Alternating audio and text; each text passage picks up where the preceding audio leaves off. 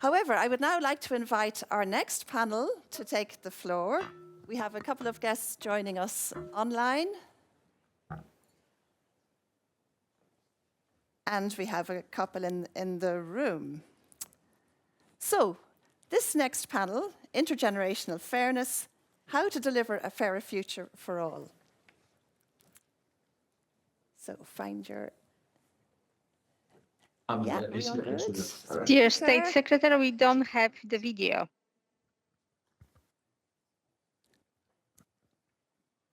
Okay, we're getting there. Check. Do you hear?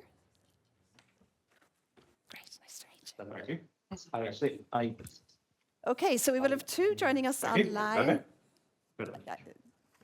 Yes, we are going online. Can you please turn on the video, please? Yes. Perfect. It would be amazing if we didn't have a tiny technical glitch. It's okay. Cuando abres tu normalmente te enfoca más cerca. Esto lo ves. Yo lo puedo acercar más. Y el micrófono está, sí, acerca un poco más. Y el micrófono está on. I think we move closer. I think Pia is going to come, but a little bit later. And if not, if we find out not, we will move you closer. Good morning from Madrid. Can you hear us? Perfectly, perfectly. So Yes. let me just introduce our speakers and our moderator, and then we'll get the panel underway. So joining us from Spain, we have Fernando Mariano Sempredo Marcos, Spain's State Secretary for the European Union. Good morning to you. Joining us from Brasilia, we have Virginia de Angelis Oliveira de Paula, and Virginia is the National Secretary of Planning in the Ministry of Planning and Budget of Brazil. You're very welcome. We have Peter Van Isse here, from the full Professor of Political Economy and Public Policy in the Department of Political Science and Public Management at the University of South Denmark. That is not even your full title, but this session has one of the longest series of titles. And a little bit later, we will have Pia Arenkeld Hansen, who, of course, is our Director General for DG EAC, European Education, Sports and Culture. And here in the room with us, we have Jacob Ellis. And Jacob is Director for External Relations and Culture, Office of the Future Generations Commissioner for Wales. And you will have the nice role of moderating. So over to you, Jacob. Thank you. Well, Prynhawn da, good afternoon. That's a bit of Welsh for you. So if I inspire you to learn a bit of Welsh and to join the target of 1 million Welsh speakers by 2050, then join us in that endeavour. I'm very excited to see the results of the Slido. We'll come to that very shortly. But you will notice that there is an empty seat. There are 2 empty seats on stage. I just want to explain why. So Pia will join us hopefully very shortly. But rather symbolically, I'm going to place that chair at the end to remind us of those not yet born. Many committees, parliamentary committees, cabinet rooms across the world have now decided to do this as a bit of an indication, a prompt to decision makers, to policy makers. So if nothing else, it is a symbolic reminder of those not yet born. And I'll see you have many other empty chairs around you. Maybe that's also an indication of future generations. Today is also World Kindness Day, so as moderator, I'm going to be as kind as I can in both the questions that I will ask, but in the time that I allow you to answer them. But as a former rugby referee, I do not want to bring out my red cards or yellow cards, so please do not test me too much in terms of your timings. You're smiling now, but I hope you honour the time that I've gifted you in the outset. There'll be plenty of other opportunities to make interventions and to comment on each other's comments. So I ask very kindly that we keep our interventions brief to accommodate as much of the time as we can. Well, the concept of intergenerational fairness has become more prominent, hasn't it, in the public discourse in recent years, mainly as a consequence of our society's ageing, climate change, and in general, that environmental footprint of human activity. And as you've heard this morning, Commissioner Micallef indicating the work, the brilliant work that's underway to develop an intergenerational fairness strategy. But but the EU is not unique in that quest. You just heard, I'm from Wales. The Wellbeing of Future Generations Act in Wales marks its 10th anniversary this year, with an independent commissioner supporting the implementation of that legislation. But countries all across the world, Australia, Canada, India, Spain, Brazil, all have their intergenerational fairness approaches. It's becoming the cool new kid on the block, this exciting piece of work, and the increasing relevance and importance of intergenerational fairness has been recognised globally by the adoption, of course, of the Declaration on Future Generations, which was adopted at the UN Summit of the Future. We'll just welcome Pia to the stage. Good morning, good afternoon, what are we? Different time zones. Hello. You're straight into things. That's what we like to hear. Well, welcome, Pia. We'll come to you shortly. That declaration on future generations passed at the UN Summit last year, placing that it is important for us to safeguard the needs and interests of the present without compromising the ability of future generations to meet their own needs. And if we don't manage to give you all information in the time that we've got, and gentle encouragement for you to familiarise yourselves with the Declaration on Future Generations, but also this fantastic recently published Intergenerational Fairness paper by the ESPAS team. Brilliant. I met some of the colleagues last night, and a lot of work goes into preparing these documents, and I do commend the team for their hard work. I think we're ready to jump into things formally, and possibly starting. I've provided a little bit of the context, the backdrop to all of this, but I'm very keen to start with you, Mr. San Pedro Marcos. A gentle reminder once again, and I won't keep repeating it, but let's keep our comments brief if we can at the outset. I do not want to intervene. But Spain has put in place intergenerational fairness-related policies, including the intergenerational equity mechanism initiated in 2023, which is an increase in the social security contribution part by employers and employees to the Social Security Reserve Fund to preserve the balance between generations and strengthen the stability of the social security system in the long term.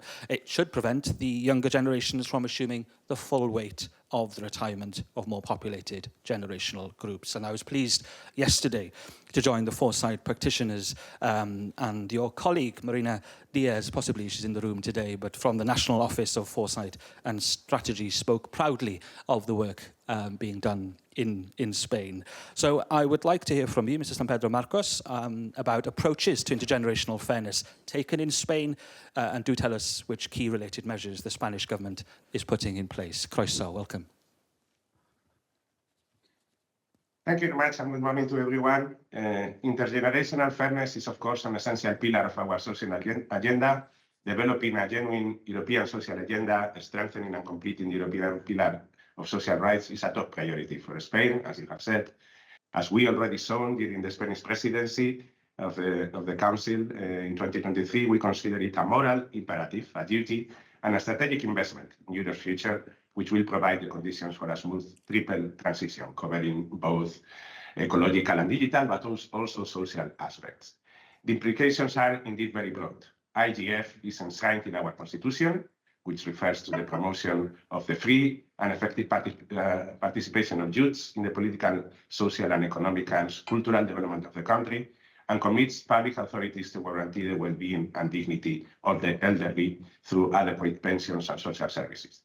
Our understanding of intergenerational fairness therefore links both ends of life, youth and old age, under the same principles of solidarity, participation, and shared responsibility. As such, our perspective on IGF covers a broad range of different policies, from fostering stable employment to ensuring the sustainability of our pensions and social protection systems, including affordable housing, which is, I know, a key priority for this Commission, and mechanisms to tackle poverty and ensure steady access to quality healthcare and education. This commitment has led us already in 2022 to the development of the 2030 Youth Strategy, which is deeply rooted in the international commitments to which Spain is party. including the 2030 strategy, the European Youth Strategy you have referred to, and the principles of the European Pillar of Social Rights.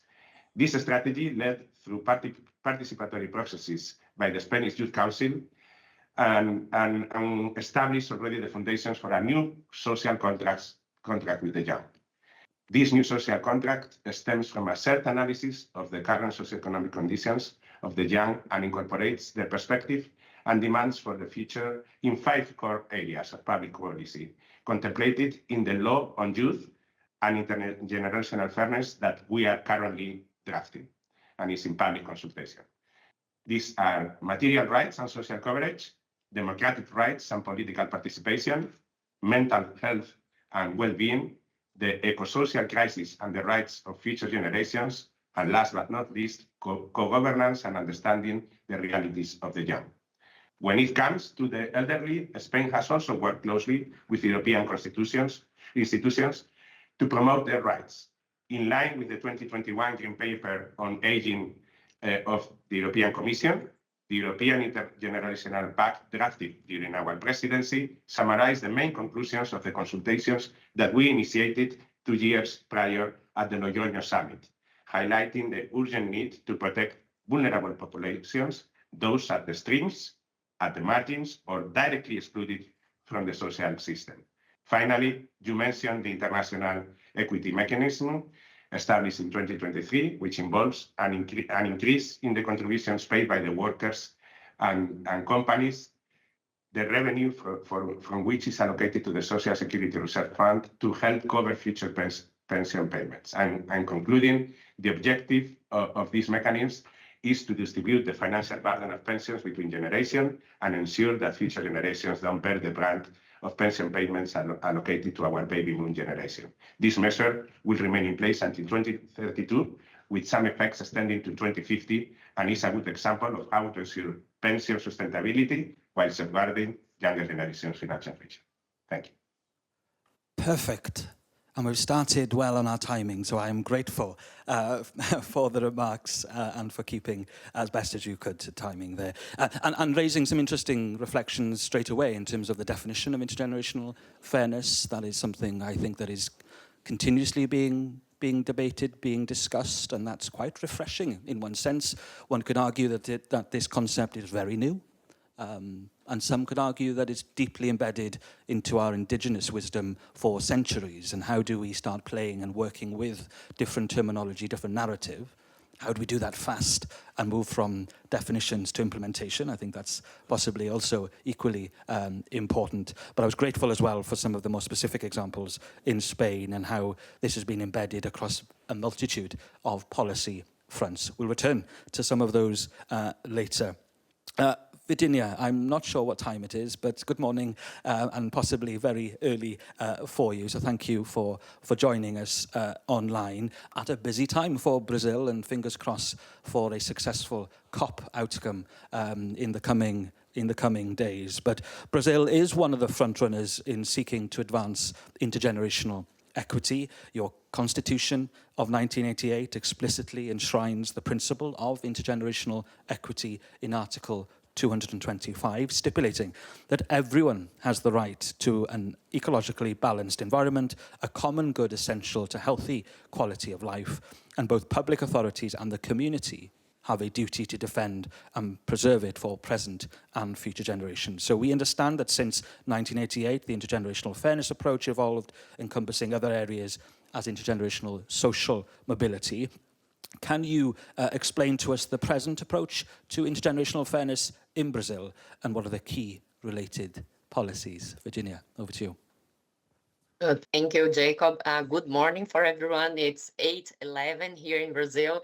And let me begin by saying how meaningful it is to discuss this topic, intergenerational fairness, today, just after returning from COP30 in Belém. I was there yesterday and the day before yesterday, where the world is gathered in the Amazon to negotiate decisions that will shape the lives of future generations. It's auspicious to be here today. Yes, indeed, Brazil's commitment to intergenerational equity is long-standing. As you said, since 1988, our constitution establishes this principle not only in the Article 225, but through the whole document, through the environment lens, and also regarding social mobility, territorial equity, reduction of inequalities, and long-term fiscal responsibility, which was enforced in our fiscal responsibility law from 2000. And looking ahead, this principle necessarily includes climate resilience, digital inclusion, and demographic preparedness. This broader understanding has guided the reconstruction of our planning state since 2023. We had passed through a period of which the state planning function was dismantled in Brazil, and planning is a central element itself. Intergenerational fairness demands a change of mindset.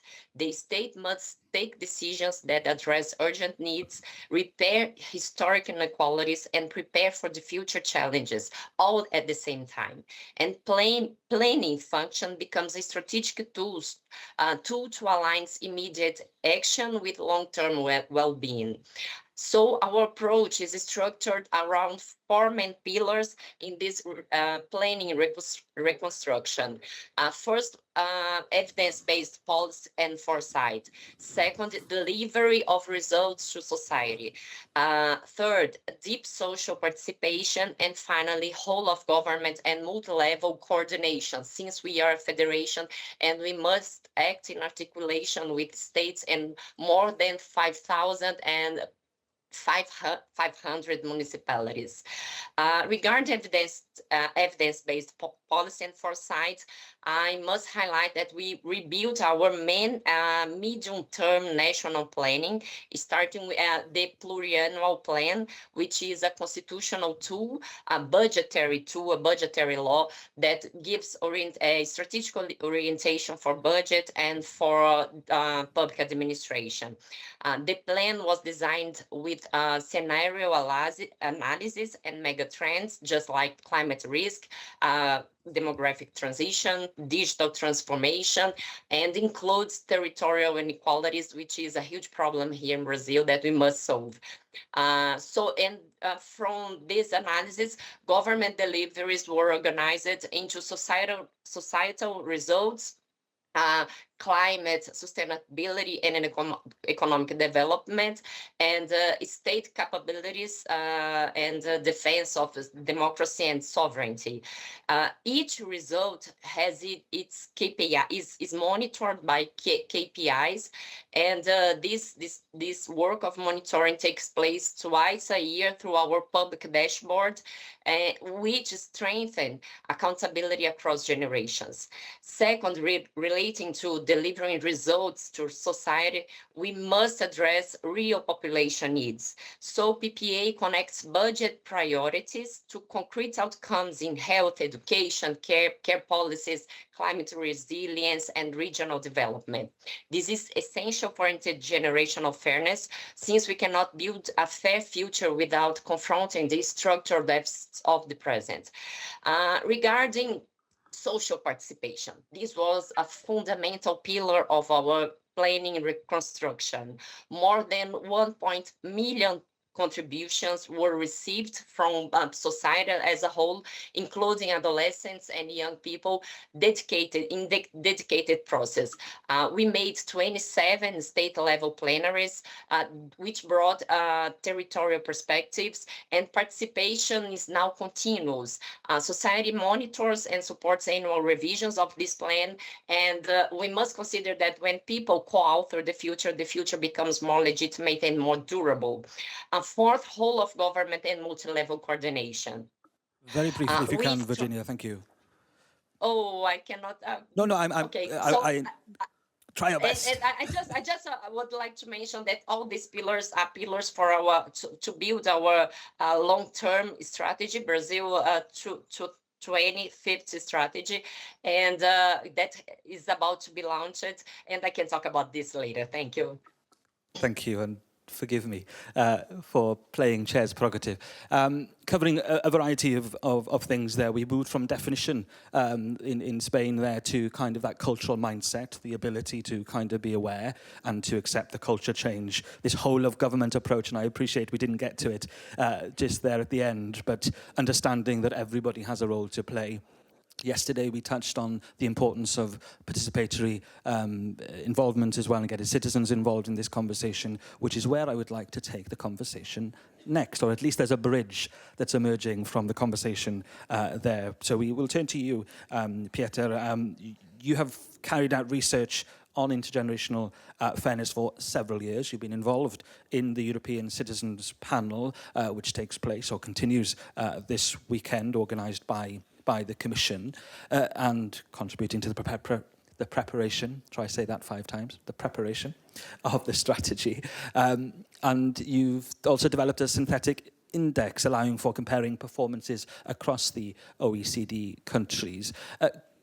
Let's hear from you in terms of how the concept of intergenerational fairness has evolved, and what were the key reasons behind the changes, and how does it relate to that wider social contract? A few elements there to unpack, but welcome. Thank you, Peter. Thanks very much, and glad to be here. So let me take the last question first. So how does it relate to the social contract? Well, you know, in a very real sense, conceptually,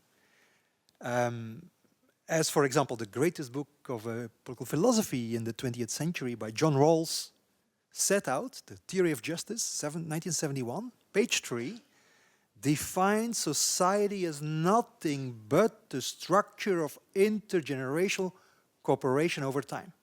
That was his definition of society as it moves through time. And in a very real sense, this is also how we set up our societies. Yeah? So think about our welfare states. People sometimes, even in my tribe, public policy analysis, are a bit confused about what welfare states really de facto do. Yeah? There's these 2 big contenders. Welfare states on the one hand are seen to be Robin Hoods, yeah? Using the tax and transfer arms, tools, to take from the rich in one or the other way and to give to the poor. And of course they do that. And then the second contender is essentially intergenerational. It's about the life cycle redistribution, the piggy bank function, if you like. Yeah? And you know, most of the time in my tribe too, we think about the Robin Hood function. But when you then look, as I did in my research, at actually how do de facto empirically our welfare states operate, they operate through this piggy bank functions much more than through the Robin Hood function. It's not even close. And you can see why in that context, yeah? Population aging, which is basically large cohorts of baby boomers, horizontally large cohorts, now retiring, living longer lives, vertically too, yeah? Which is a sign of progress after all, combined with our other problem in Europe today, certainly of low or stubbornly low fertility, strains that system of cooperation, yeah?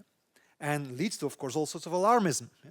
About worries about gerontocracy and the dictatorship of the elderly, because after all, also we know as an empirical fact, it needn't be so, but it is so, that elderly citizens de facto not just are getting more numerous by definition through aging, but also, not obvious, but factually true, go voting more often than do middle-aged or younger age groups.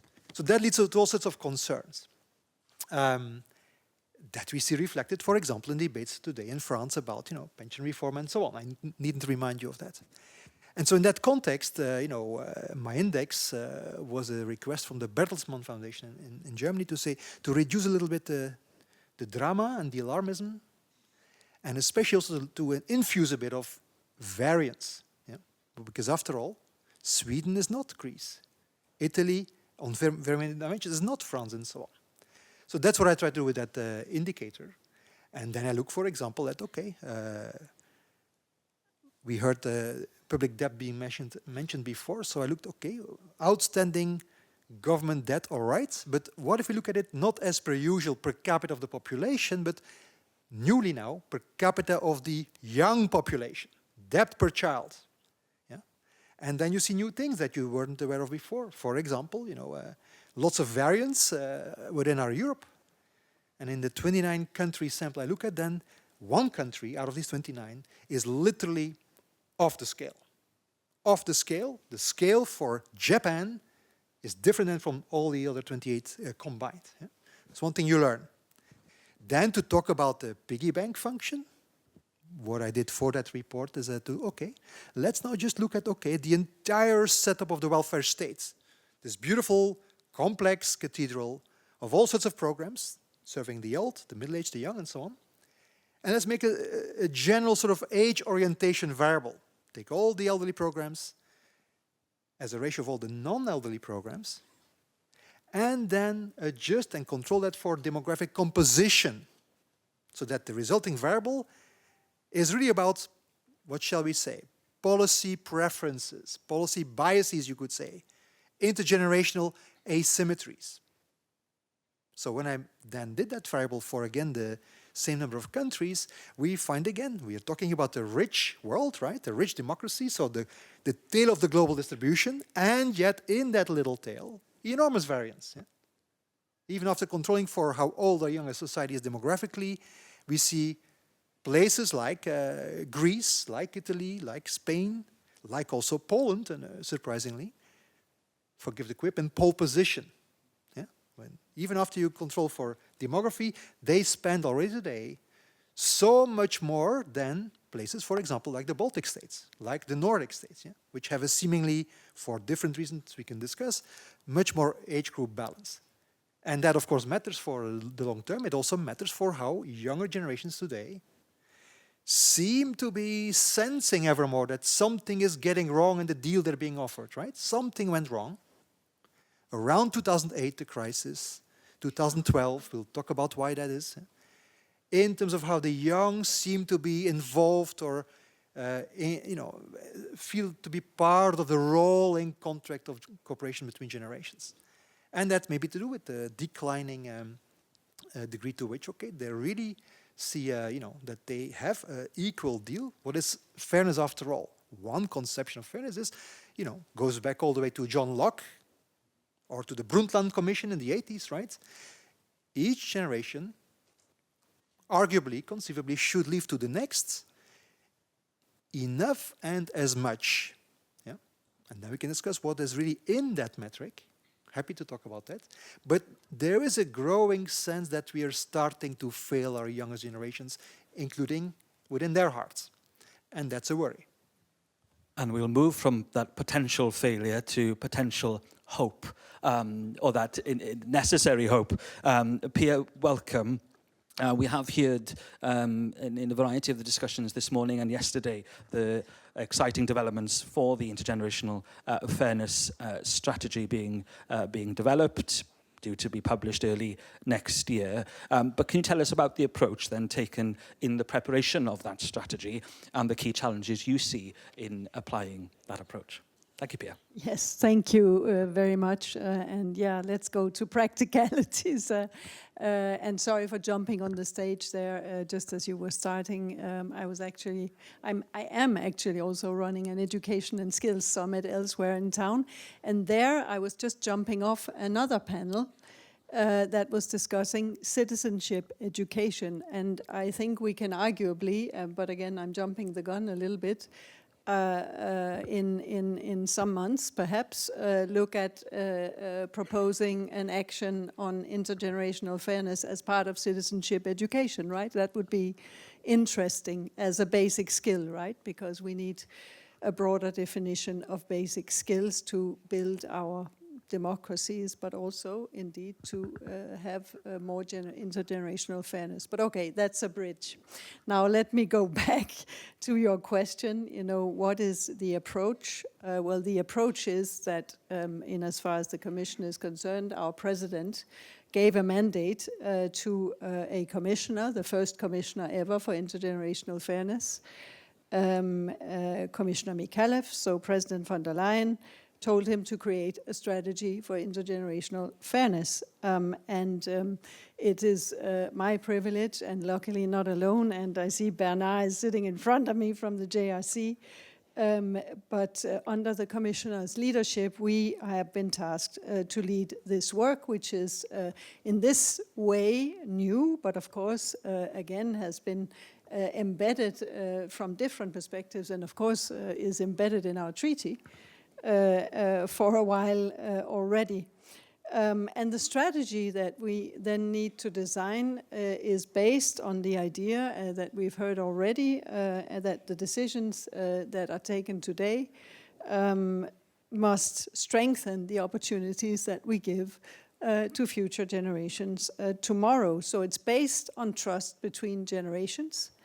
Europe must act in a way that ensures in a way that ensures that prosperity and opportunity and fairness is created between generations today, while looking beyond the immediate to safeguard the well-being of future generations. You could paraphrase it if you wanted to. So an innovative, I think, policy-making process is needed here, and we have taken an evidence-based, but also a very innovative, participatory, and inclusive approach. We don't have, and I don't think Bernard has either, we don't have a directorate for intergenerational fairness or a DG for this, and I don't think Pascal sitting there is intending to create one. But we certainly, and that would also defeat the purpose a little bit, because this is a cross-cutting endeavor, that it's a whole of commission approach, and we are a little bit the stewards in the process, but not more than that. So therefore we have started, and I see great colleagues from this long and very productive co-creation process that was then kicked off when the president gave Commissioner Mikalev this mandate.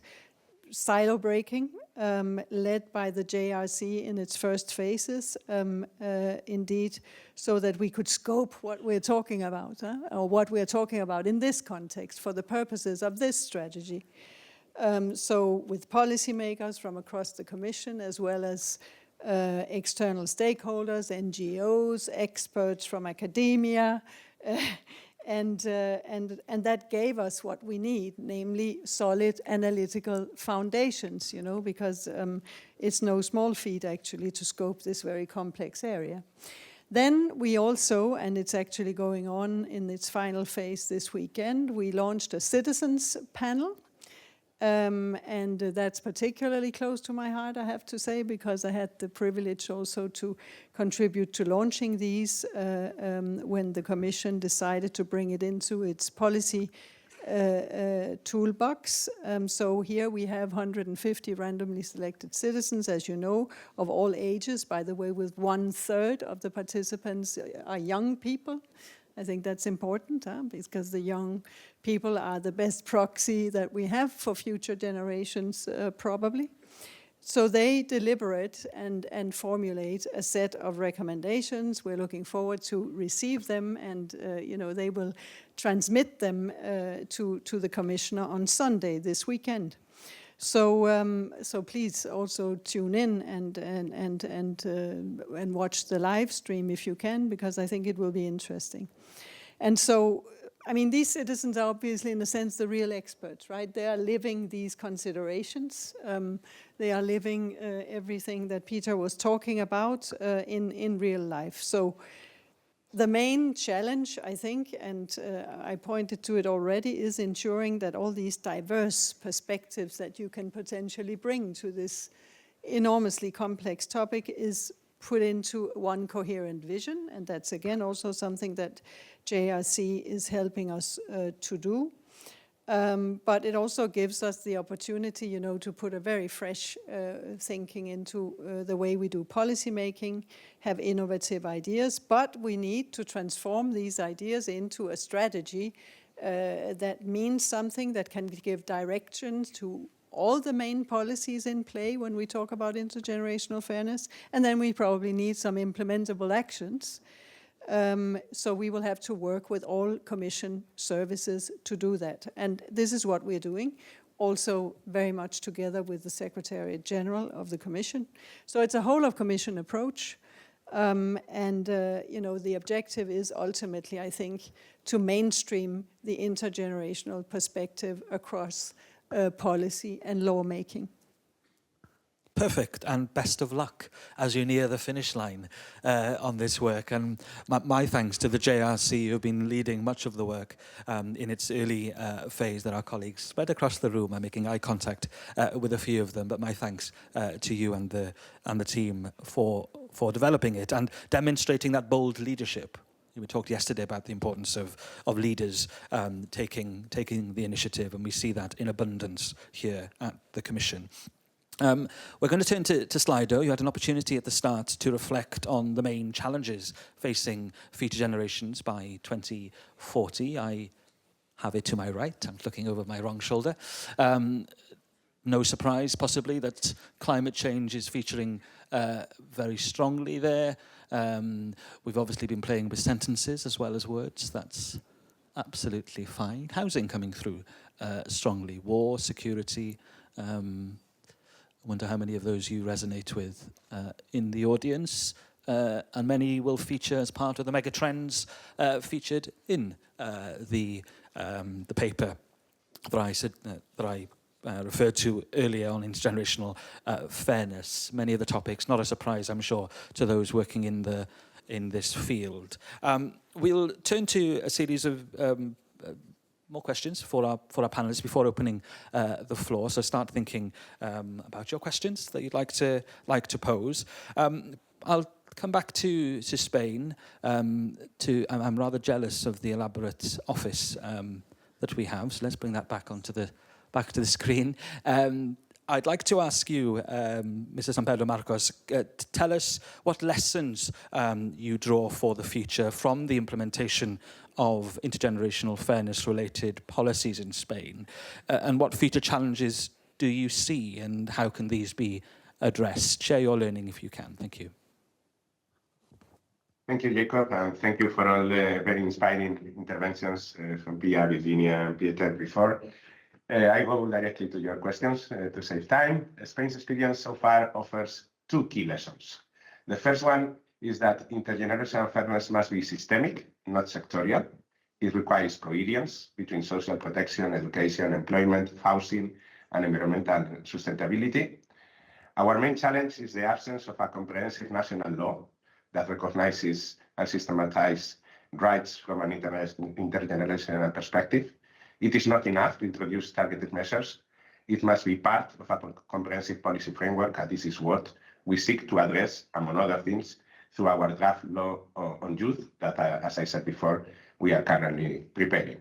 This law will aim to be cross-cutting and encompass the recognition of a wide range of new rights for young people. It also considers intergenerational solidarity and environmental rights for the benefit of the sustainability of the socioeconomic and ecological system. Second lesson is that participation, as many of my predecessors have underlined also, is essential. The 2030 Youth Strategy showed that progress is only possible when young people are genuine partners in decision-making. Their participation brought visibility to neglected issues such as mental health, equal access to employment, and affordable housing. Likewise, taking into account the problems faced by the elderly, including the digital skills gap and the need for adequate infrastructures in cities, but most specifically in rural areas, are also essential. Then, three challenges. The first one is to guarantee that intergenerational policies reach all of Spain's regions, avoiding policy fragmentation. Second one is the need to adapt to demographic and technological shifts that will reshape our welfare systems and social contract. And third one, to confront the eco-social crisis, ensuring that our environmental footprint does not become a new form of intergenerational debt. Thank you. Thank you. We're going to stay, I think, on the theme of this, the importance of people, if I can, Virginia.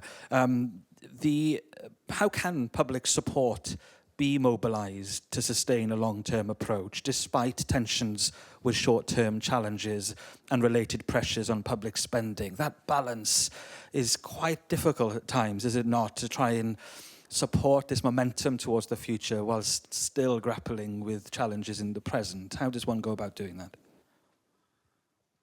Thank you, Jacob. Well, in Brazil, we have just passed through recent experiences that show us that even in this context of polarized debates and positions, we can reach some huge consensus. And reaching an integrated and coherent vision is a challenge, but it is not impossible. And social participation is key for that. In our recent experience, we have seen that we can use digital tools and these kind of plenaries and public debates to engage to engage the whole society in these discussions. As I mentioned, our experience in the formulation of the medium-term plan was a huge success. And we had more than 1.4 million people participating through the digital platform, and people could choose and prioritize the main programs and issues that they wanted to see in the plan. And the first one was directly related to our main challenge today, which is climate change. And we can see that society needs are close to these mega trends and to what science is showing us that is important to consider. And we can in this social participation, we must ensure inclusiveness and diversity. So in the process of formulating the long-term strategy, we engaged youth, and they were in all the plenaries that we made. In this case, we made 16 plenaries, and they made a letter for the president and decision makers, standing there and relating their demands and their perspective for the future. And we must be able to encourage and to raise hope. We see that young people and old people are almost hopeless with the future that we have, especially regard climate challenges. And but we can see that when we foster and promote public debate, we can anchor political decisions and legitimate the instruments that we need. And we must move forward with institutionalization of these plans, of these commitments. We must move forward with more coordination among public and non-public entities and governments, private sector. We must engage academy and scientific decisions and evidence in our decision-making process. And finally, we must connect a long-term perspective with deliveries. We must be able to respond to urgent needs, to repair historical inequalities, and also to anticipate future challenges and opportunities, because we have lots of that, and engage people in this whole process. That's what I have to say for now. Thank you, Virginia. Thank you so much. Pieter, in our efforts to improve intergenerational fairness, we shouldn't forget, shouldn't we, about the challenge of rising inequalities. How can the intergenerational fairness approach underpin social cohesion? Interested in your perspective. Well, in a certain sense, it is nothing but social cohesion. So, you know, this system of cooperation that I spoke about is essentially about how different generations work together, which in turn is about human capital adjusted generational succession.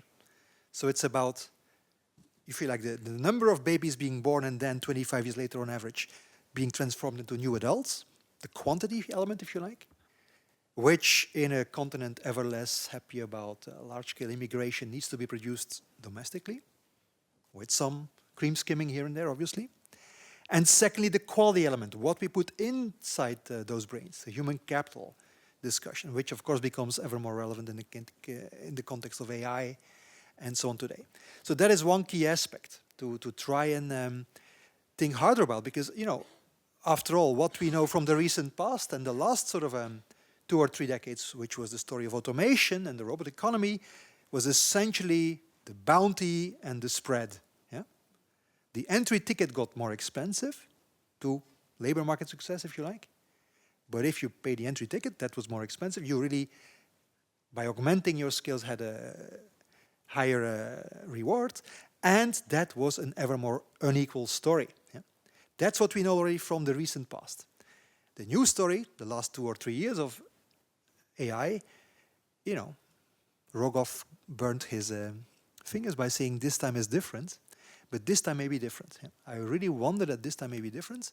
First of all, the future is inherently predictable, obviously, but I would point out that, you know, in this new round of techno-optimism we hear about, you know, the great bounty, once again, that may come from AI, I would point that we need to have some agency. So in the last story, automation, we were late, but I would, you know, give flowers to the last commission. People like Breton and Vestager really did assert some agency for Europe in that debate. Yeah? I would point out we need it even more today because, you know, after all, the new promises are being promised by what is, after all, a handful of tech billionaires, yeah? Mainly in China and the West Coast, not in Europe, yeah? With, to put it mildly, no proven track record of concern for human well-being, for inequalities that are rising, or for that matter of, you know, environmental processes, yeah, that their ever bigger servers are using up. So agency is important, and I think we need to be quicker this time around to act and to define, and this is what the current Commission processes are actually doing right now, I think, to define our stance, yeah? Because the agency also refers to individuals. Yeah? What sort of individuals do we want to create beyond concepts like leaning in and it's the wind is blowing this way, so it's not going to go away? What do we really want from our future citizens? The human capital content, black box, yeah? In terms of critical abilities, democratic skills. I was very pleased to hear what you said about that, Pia. And that's a debate we need urgently, because the bounty for very few and the spread for most will, this time around, I fear, be even higher. Food for thought, and I'm conscious that I stand between you and your lunch.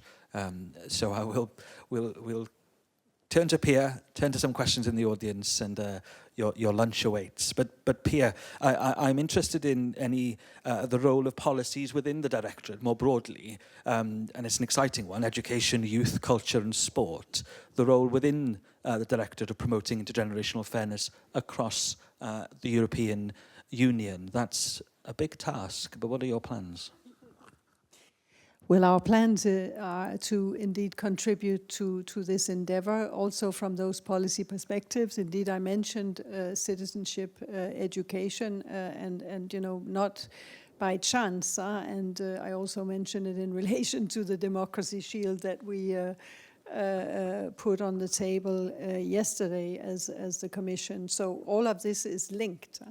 So all in terms, so closer to home, closer to my policy remit, we are talking about soft, but we're also talking about citizens facing and policies that are supported by programs like Erasmus that already have, I would argue, a lot of at least medium-term and actually long-term thinking and even lateral thinking built into it, because I think that's very much needed in this policy-making process. So they are well placed, I think, to contribute to this strategy alongside many other of our policies. I mean, we hear that it's not unsurprisingly climate change that tops the list, and I think that's also very much, or climate resilience, that tops the list for many when they discuss intergenerational fairness,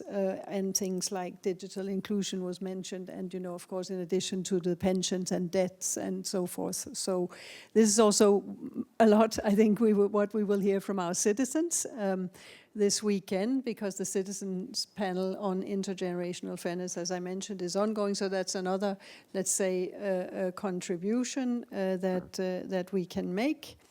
But generally speaking, education, youth, sport, and culture policies, they do have as an aim to build cohesive, inclusive, and resilient societies. So it goes well in hand with what the aim of the intergenerational fairness strategy is. I mentioned the skills side already, that is broader, of course, than citizenship skills, because it's lifelong learning.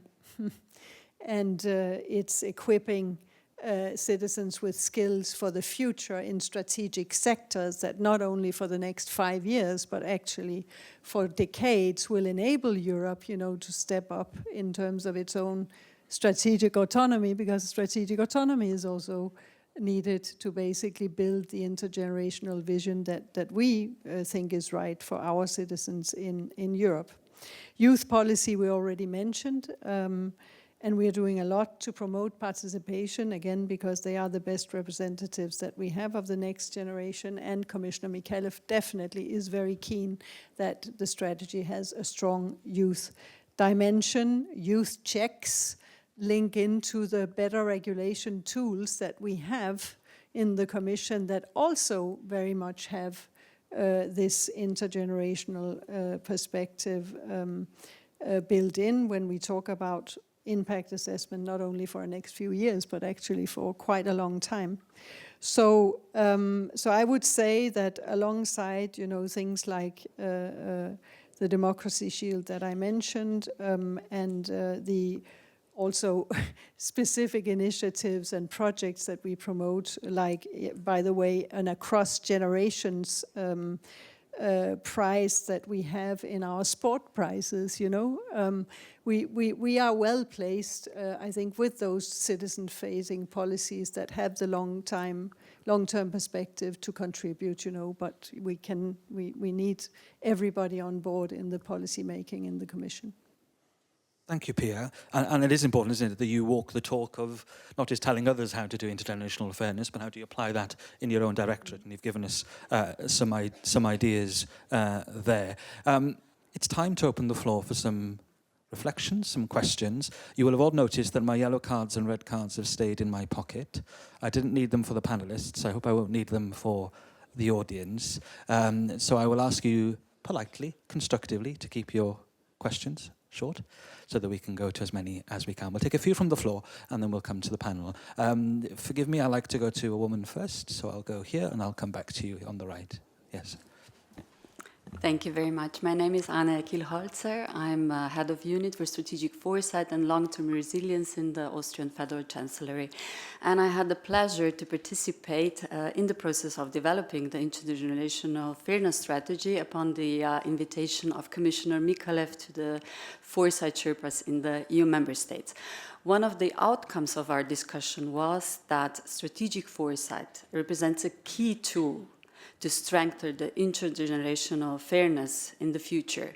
So I was wondering, how do you plan to reflect this outcome in the first draft of the strategy? Thank you. Great question, and thank you for keeping it brief. Here on the right, thank you. Thank you very much for inviting us, and thank you for the insightful presentations. I just wanted to encourage, I come from Malta. Very proud to have a commissioner who's leading this role. I also tend to want to encourage the rest of the audience and the panel that in Malta, generations and future generations are an integral part of the conversation of social dialogue in the way we develop policy. Over the last couple of years, we realized that our country as well needs a vision, and we are currently concluding what is called an Envision 2050 with KPIs that takes us up to 2035. That incorporates both sides of the House and Parliament, all social partners, and of course future generations. Future generations, children between the ages of 11 and 14, had the opportunity to explain what they expect their country to look like in the future on account of each and every one of the 17 Sustainable Development Goals. And they have developed this in various... Your question, just if I can... No, it's a comment. It's a comment of encouragement, that's all. A comment of encouragement to show that whatever is being planned is actually in action at the moment, and it's quite encouraging that maybe we are able to move forward in a manner which uses resources, the current limited resources of our country, the most efficient way. Thank you. Thank you. Hans. Yes, gentleman just behind. Thank you. Thank you. My name is Diogo Lemos. I'm a strategic foresight trainee for DG INTPA at the Commission. So thank you so much for bringing this topic and for the panel. I also welcome very much the idea of the chair for the unborn people, but it comes also to me the question, where is the chair for the people that are already born, but they are still young? So yesterday or 2 days ago, I was in a meeting with young leaders from around the world, and there was actually a word that really struck with me, which was tokenization. And unfortunately, I see that is perhaps very often the tendency of everything that is related to intergenerational fairness and also, to be honest, strategic foresight. So yeah, I'd like to have your views around that. How can we actually move from beautiful words and framings that actually fit and are very useful for the people that are already in power to something that is truly impactful, transformational, and tangible in terms of results? Thank you so much. Thank you. I'm going to continue going to the floor before returning, and I will attempt to briefly summarize. I've got a few hands. I'm just looking for a few more. We've just... No? Okay. I'm just trying to diversify the viewpoints, but I will continue with the momentum, and then I'll come to you in the back, okay? Okay. Yeah.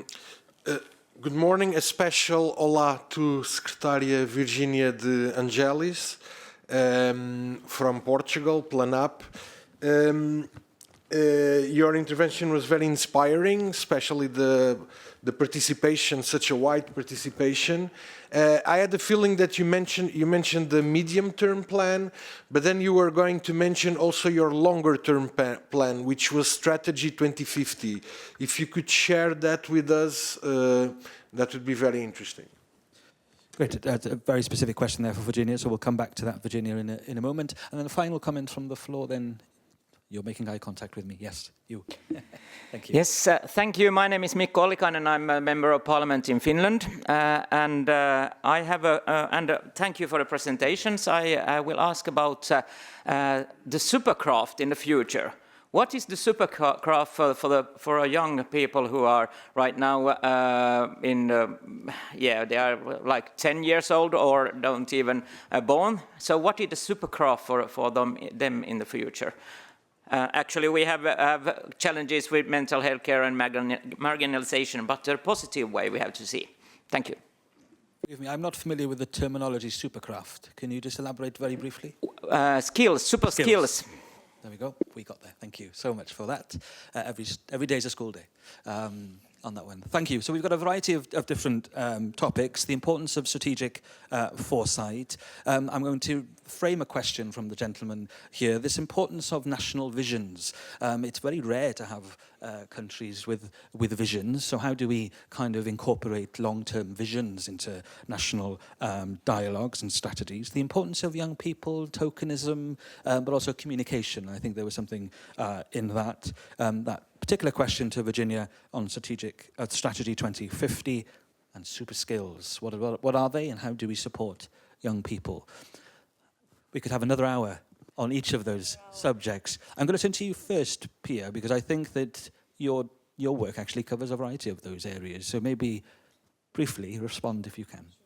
Okay, selectively, because I'm not the best person to reply to the foresight question. But of course, I mean, as I already said, and Bernard and the colleagues are sitting here in the room, and they could probably also explain for hours, what we need in the strategy in terms of foresight tools. But for sure, we need foresight tools to be part of this strategy, as it is already part of, the policy creation that you are yourself involved in, because you ask the question, but from the definition, the scoping, to the vision, to the strategy, and then, of course, to the follow-up, because we can only do this if we apply foresight thinking to policy making on intergenerational fairness and actually mainstream foresight into all the policies that are going to contribute to build intergenerational fairness. So I think while this is not very precise and, on the method and so forth, but this we can discuss. And again, the strategy is in the making, so the strategy is not written yet. we certainly do need Can we foresight. because we've got minutes each, I think, on these contributions. Yes, on okay. the young people let point, me be telegraphic. I think I talked already about young people. You were talking about the super skill. You know, I mentioned already critical thinking, you know, which I see as a very, very important skill. I've just discussed it a lot this morning on citizenship, education. I think it also applies here. But of course, I mean, the whole being educated to participate in decisions, you know, and being able to, you know, run when you can walk, you know, means that we need to start with education. So that would be, of course, you would not be surprised to hear me say that. That would be a very important thing to do, to educate, actually, to think intergenerationally. And that lifelong learning point as well, very briefly. And that lifelong, and very quickly, you know, how do we represent people who are already born? I think we also replied to that. We have proxies, you know, in young people. But we have to think about this, you know, what is the best way to do that, to look and indeed to look after their interest. So yeah, let me stop there, but not without saying that I think, and Virginia made it powerfully, that point, you know, instilling hope, you know, I think is a very, very important part of what we are trying to do here, you know, and basically avoid, you know, this political disillusionment that we also see with young generations. So, I mean, that's great, and cooperation then between the generations today to look after the interests of the generations of the future, I think. The importance of hope and working intergenerationally. You can see what I'm doing, and apologies for doing it. But I'm going to move us to Virginia on the question regarding the vision, and maybe coupling it with the question or the reflection from Malta about having a national vision that you're collectively working towards. Virginia. Okay, thank you. Thank you for the questions. Talking about the Brazil 2050 strategy can encompass the answers for all other questions. We have the challenge of creating urgency in action, and to that, and also to improve trust regarding public institutions, political institutions, and the challenge of continuity, because we suffer from the political cycles, and that's okay, because that's democratic life, and we must be used to that. And how to overcome these challenges? We try to create a coherent and integrated vision. We try to engage public and non-public stakeholders in diversity, including youth, the private sector, academia, governments from all the states. And also we have the challenge, and we are trying to promote synchronization amongst different plans and financial instruments and views. And for that, foresight is was a key tool. Why? Because it informs political decisions, it brings evidence to decisions, to formulation, and also to implementation, because we have this challenge of implementation, of enhancing collaboration and cooperation amongst different stakeholders. Another second pillar for the Brazil strategy is the social participation. So we directly involved over than 4,000 people, technical, government, public servants, scientists, but not only this. Through the digital platform, we could involve the whole society and youth. Youth was instigated and really stimulated to be engaged in this process. And also It's as if the timings knew that we were up against it. Virginia, we are going to have to bring that reflection to an end. Apologies, we'd lost you there for a second with technology. No problem. Okay, I conclude in the end. Okay, thank you. Thank you, Virginia. We are at time. I'm not looking to the MC to my right, because I know that there is probably an indication that we're over. Yes, there is. There'll be an opportunity to share some further reflections over lunch, particularly with Pieter, who's here in the room with us. My thanks to all panelists. My apologies that I didn't have the opportunity to come back to you in Spain, but appreciating that I was very keen to get as many questions or reflections from the floor. To end then, as you walk towards your lunch, and those joining online to do the same. That message of hope. We say in Welsh, gwnewch y pethau bychain, byddwch lawen. Do the small things, keep the faith, and keep the joy. And I'm hoping that gives you some reflection over lunch as well. But if I can ask you to thank our panelists. Thank you.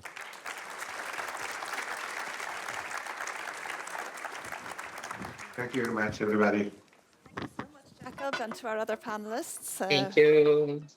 For a session that, I think has a little bit of hope in it. We break for lunch. Please come back at 2 o'clock sharp. And we look forward to seeing those of you joining us online back then too. Thank you so much. Bon appétit.